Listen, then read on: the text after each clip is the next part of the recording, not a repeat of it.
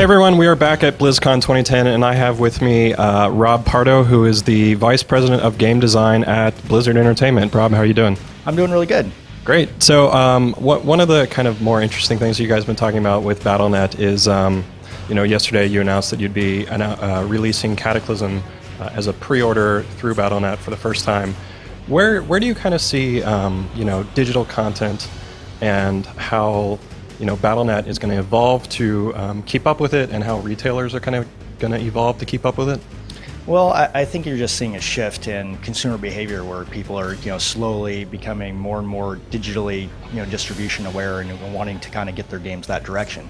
And I think it makes a lot of sense for World of Warcraft because by definition, everyone that plays World of Warcraft is online already. And they're already receiving, very large patches. Like I think we've now downloaded like 4 gig patches to our user base. And for them, downloading the game digitally it just makes a lot of sense. And I think you're already seeing across the industry, more and more digital distribution happen. So I think it's just kind of going that direction. I doubt if retail would ever go away or anything, so I wouldn't predict anything like that, but I do think it's going to become increasingly a way that gamers are going to want to get their games. The last World of Warcraft expansion was just so big at retail. Have you gotten any kind of resistance from them with releasing it this way? Well, I think, they would always love to have no digital distribution, I think.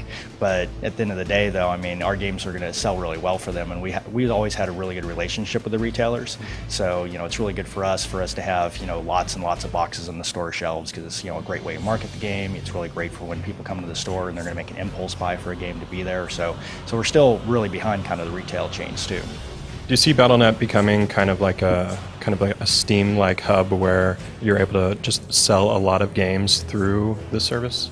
It's definitely moving that direction for Blizzard games. We already have the Blizzard store. We've put it into place now where if you have your old CD keys before we sold them digitally, that you can input that into your Battle.net account, and it works a little bit like Steam in that way. And that if you go to a new computer, all you have to do is log in with your Battle.net account, and you can download all the games that you've gotten through Blizzard.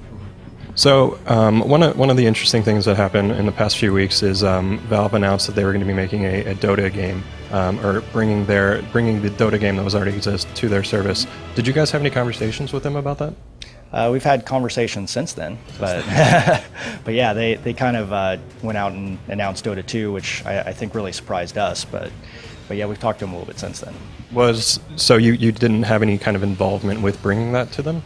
No, not at all, actually. They hired somebody that had done one of the Defense of the Ancients mods in the community, and once they brought him over, I think that's when they decided to, make kind of a Dota map.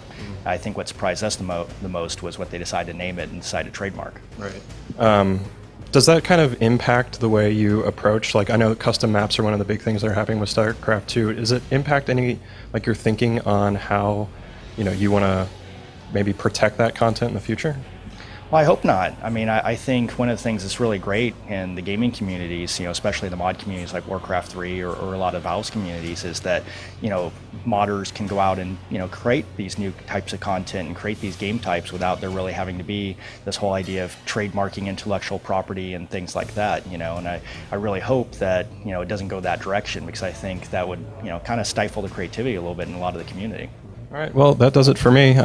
Thanks for spending some time with our audience, and looking forward to see what you guys have next down the road.